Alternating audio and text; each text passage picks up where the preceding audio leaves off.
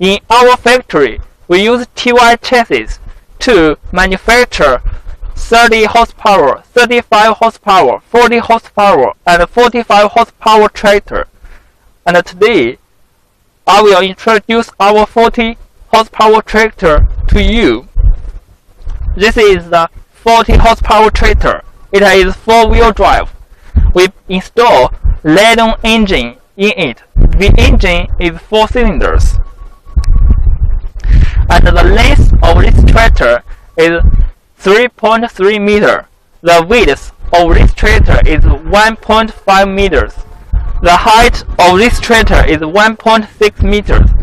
The clear ground length of this tractor is 330 millimeters.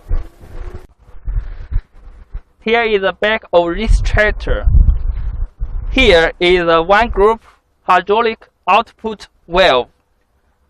2 groups are available according to your need.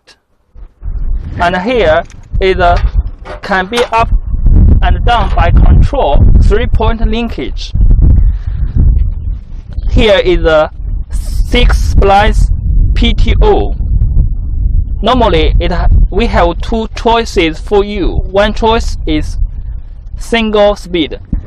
Second choice is double speed.